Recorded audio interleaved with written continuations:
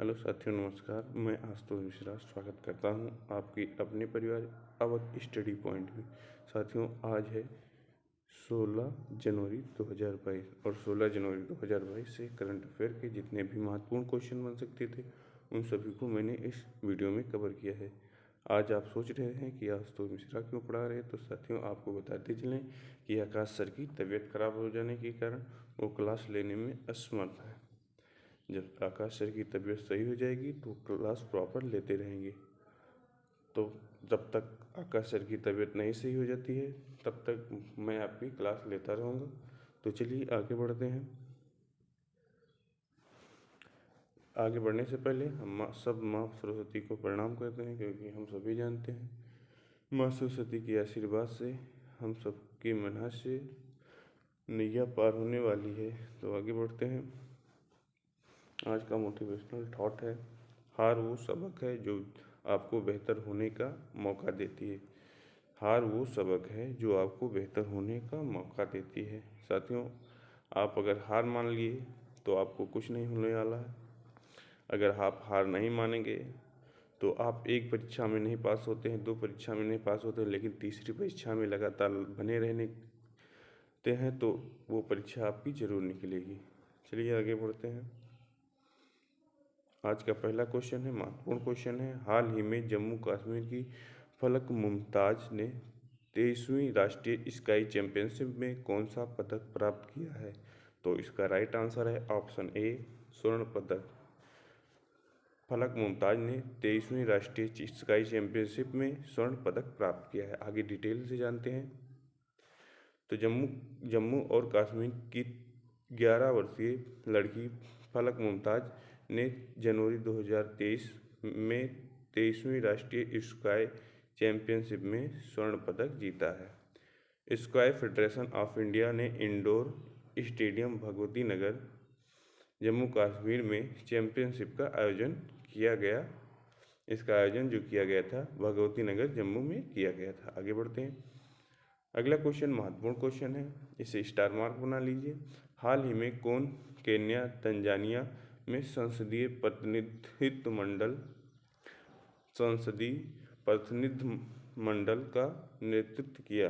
तो इसका right answer है ऑप्शन सी, ओम बिरला। ओम बिरला ने केन्या तंजानिया में संसदीय प्रतिनिधिमंडल का नेतृत्व किया। आप ये मैप में देख सकते हैं, ये केन्या है, ये अफ्रीका का एक देश है। ये केन्या है और ये तंजानिया है, और ये जो केन्या है ये हिंद महासागर से तटीय सीमा साझा करता है। आगे बढ़ते हैं, विस्तार से जानते हैं। तो लोकसभा के स्पीकर ओम बिरला ने 16 से 21 जनवरी 2023 तक केन्या और तंजानिया जाने वाले एक प्रतिनिधिमंडल का नेतृत्व किया। चिराग पासवान, किशोर कुमार भाई कोटक और सुश्री यस फंगोनोन कोनायक और लोकसभा के महासचिव उत्पल कुमार सिंह प्रतिनिधिमंडल के सदस्य हैं। तंजानिया की अपनी यात्रा के दौरान प्रतिनिधिमंडल। आगे बात करते हैं, बात की केन्या की, तो केन्या के बारे में विस्तार से जानते हैं। केन्या पूर्वी अफ्रीका में स्थित एक देश है। केन्या पूर्वी अफ्रीका में स्थित देश है जो हिंद महासागर के साथ समुद्र तट साझा करता है, जैसा हमने आपको आगे बताया। बात करते हैं केन्या की राजधानी की, तो केन्या की राजधानी नैरोबी है। और मुद्रा की बात करें कीनियन शिलिंग है। और वहाँ के राष्ट्रपति की बात करें तो विलियम रूटो। और वहाँ पर जो आधिकारिक भाषाएं बोली जाती हैं दो हैं, स्वाहिली और अंग्रेजी। आगे बात करते हैं। अगला क्वेश्चन इम्पॉर्टेंट क्वेश्चन है, हाल ही में लिसा मैरी प्रेस्ली का निधन हो गया, वह किस क्षेत्र से संबंधित हैं? तो इसका राइट आंसर है ऑप्शन ए, संगीतकार। आगे बढ़ते हैं, डिटेल से जानते हैं। एक संगीतकार और रॉक एंड रोल के दिग्गज एल्विस प्रेस्ली की इकलौती बेटी लिसा मैरी प्रेस्ली का 12 जनवरी 2023 को निधन हो गया। उनका संगीत कैरियर 2003 में आई उनकी पहली एल्बम टू होम इट में कर्सन के साथ शुरू हुआ था। कहाँ से शुरू हुआ था उनका कैरियर? 2003 में एल्बम टू होम इट में कर्षण से। आगे बढ़ते हैं अगले क्वेश्चन। मकर संक्रांति त्यौहार किस समुदाय द्वारा मनाया जाता है? तो इसका राइट आंसर है ऑप्शन ए हिंदू। हिंदू द्वारा मकर संक्रांति का त्यौहार मनाया जाता है। आगे बढ़ते हैं। मकर संक्रांति पूरे भारत में हिंदुओं द्वारा मनाया जाने वाला एक प्रमुख उत्सव फसल उत्सव है। साथियों, ये हिंदुओं द्वारा मनाए जाने वाला एक फसल उत्सव है। इस दौरान लोग सूर्य देव की पूजा करते हैं। आगे बात करते हैं।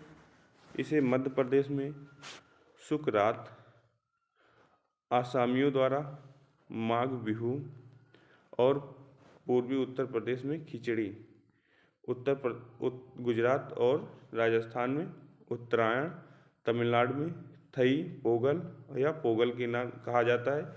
यानी कि इसे अगर मध्य भारत में बात करें तो इसे सुकरात के नाम से पुकारा जाता है, और आसामियों द्वारा माघ बिहू और उत्तर प्रदेश में खिचड़ी से, राजस्थान और गुजरात में उत्तरायण, तमिलनाडु में थई पोगल या पोगल के से कहा जाता है। जो पोगल त्यौहार होता है इसी को कहा जाता है मकर संक्रांति को। आगे बात करते हैं तो 1989 से इस दिन को गुजरात के अहमदाबाद में अंतर्राष्ट्रीय पतंग महोत्सव के रूप में मनाया जाता है। ये काफ़ी महत्वपूर्ण है, एग्जाम में पूछा भी जाता है पतंग महोत्सव कब से मनाया जाता है और कहाँ मनाया जाता है। तो ये अहमदाबाद में, और कब से? तो 1989 से। आगे बढ़ते हैं अगले क्वेश्चन की तरफ। अगला क्वेश्चन है, हाल ही में रक्षा मंत्री द्वारा 7वें सशस्त्र बल भूतपूर्व सैनिक दिवस की अध्यक्षता कहाँ की गई? तो इसका राइट आंसर है ऑप्शन ए देहरादून। रक्षा मंत्री द्वारा 7वें सशस्त्र भूतपूर्व सैनिक दिवस की अध्यक्षता की गई है, और रक्षा मंत्री वर्तमान में कौन है? तो राजनाथ सिंह है। और ये कहाँ पर की गई है? तो ये देहरादून में है। आगे विस्तार से जानते हैं। तो रक्षा मंत्री राजनाथ सिंह ने 14 जनवरी 2023 को देहरादून में सशस्त्र बल भूतपूर्व सैनिक दिवस समारोह की अध्यक्षता की। उन्होंने देहरादून से नीति घाट में स्थित गमसाली तक एक कार स्पोर्ट और पहल सोल ऑफ स्टील एल्पाइज चैलेंज का भी शुभारंभ किया। आगे बात करते हैं तो उन्होंने उत्तराखंड वार मेमोरियल ट्रस्ट द्वारा विकसित शौर्य स्थल को राष्ट्र को समर्पित किया। यह पहली बार 14 जनवरी 2016 को मनाया गया था। आगे बात करते हैं। अगला क्वेश्चन है, हाल ही में किस भारतीय कंपनी ने प्रतिष्ठित गोल्डन पीकॉक CSR अवार्ड जीता है? हाल ही में किस भारतीय कंपनी ने प्रतिष्ठित गोल्ड पीकॉक CSR अवार्ड जीता है? तो इसका राइट आंसर है option C Jindal Steel. Jindal Steel ने भारतीय कंपनी ने प्रतिष्ठित गोल्डन पीकॉक अवार्ड जीता है। आगे बढ़ते हैं, विस्तार से जानते हैं। तो प्रमुख इस्पात निर्माता जिंदल स्टील एंड पावर को 13 जनवरी 2023 को इस्पात क्षेत्र में कॉरपोरेट सामाजिक उत्तरदायित्व गतिविधियों में उत्कृष्टता के लिए प्रतिष्ठित गोल्डन पीकॉक अवार्ड 2023-2022 से सम्मानित किया गया है। आगे बढ़ते हैं। अगला क्वेश्चन है, हाल ही में किसने अपनी नई पुस्तक इरफान खान ए लाइफ इन मूवीज की घोषणा की? नई पुस्तक है, किसकी है ये? इरफान खान ए लाइफ इन मूवीज। तो ये राइट आंसर है इसका ऑप्शन ए शुभ्रा गुप्ता। शुभ्रा गुप्ता की नई पुस्तक है इरफान खान ए लाइफ इन मूवीज। आगे डिटेल से जानते हैं इसके बारे में। तो एक प्रसिद्ध फिल्म समीक्षक और लेखिका शुभ्रा गुप्ता ने जनवरी 2023 में अपनी नई पुस्तक यानी किताब इरफान खान ए लाइफ इन मूवीज की घोषणा की। पुस्तक में अभिनेता इरफान खान के जीवन में और उपलब्धियों, जो प्रतिष्ठित राष्ट्रीय नाट्य विद्यालय यानी NSD में उनके प्रवास से शुरू होकर टेलीविज़न में उनके लगभग एक दशक लंबे कार्यकाल और फिल्म उद्योग में उनके कर्मिक उत्थान तक है का वर्णन किया गया है। आगे बढ़ते हैं। अगला क्वेश्चन है, हाल ही में R.E. आसर का निधन हो गया, वह कौन थी?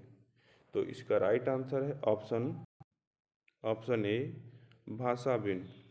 R.E. आसर का निधन हो गया, वह एक भाषाविन थे। आगे डिटेल से जानते हैं।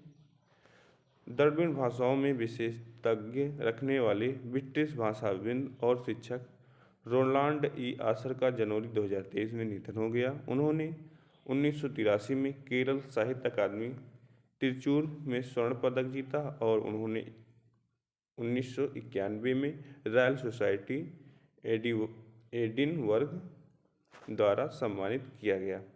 केरल के साथ उनका संबंध लंदन विश्वविद्यालय में उनके प्रवास के दौरान शुरू हुआ था।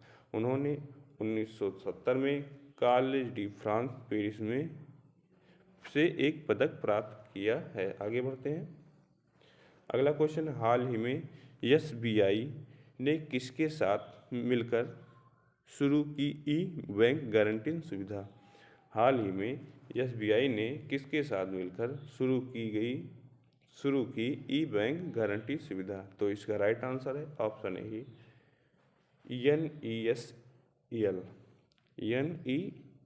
NESL। बात करते हैं NESL का, तो इसका फुल फॉर्म होता है national e governance service limited. आगे विस्तार से जानते हैं। तो भारतीय स्टेट बैंक यानी एसबीआई ने 12 जनवरी 2023 को national e governance service limited NESL के साथ मिलकर ई बैंक गारंटी यानी EBG सुविधा शुरू की। वर्तमान में बैंक इन गारंटी को भौतिक मुद्रांकन और गीले हस्ताक्षरों के साथ जारी करता है। ई बैंक गारंटी प्रक्रिया को NESL की डिजिटल डॉक्यूमेंट एग्जीक्यूशन तकनीक द्वारा आसान बनाया गया है, जो स्टाम्प और ई साइन सुविधा प्रदान करती है। आगे बात करते हैं अगले क्वेश्चन की। तो अगला क्वेश्चन लास्ट क्वेश्चन है, हाल ही में BRO में तैनात होने वाली पहली महिला अधिकारी कौन बनी है? हाल ही में BRO में तैनात होने वाली पहली महिला अधिकारी कौन बनी है? तो इसका राइट आंसर है ऑप्शन बी सुरभि जैसमोला।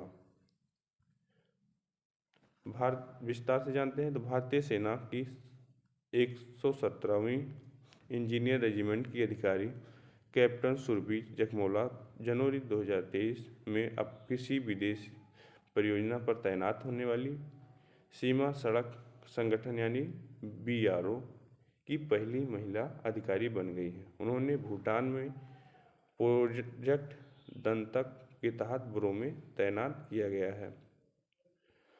अब बारी है अभ्यास प्रश्न की। तो अभ्यास प्रश्न हमने आपको एक अभ्यास प्रश्न दिया था, कुछ बच्चों ने उसका राइट आंसर दिया था। तो उसका आज आंसर है, हाल ही में कब भारतीय प्रवासी दिवस मनाया गया? तो इसका राइट आंसर है ऑप्शन डी 9 जनवरी को। 9 जनवरी को भारतीय प्रवासी दिवस मनाया गया। और आज हम आपके लिए एक अभ्यास प्रश्न छोड़ जाते हैं, जिसका जवाब हम आपको कल देंगे। आप इसके बारे में विस्तार से लिखिए। आज जितना आपको पता हो इसके बारे में उतना लिखिए। भारत और किस देश द्वारा पहली बार द्विपक्षीय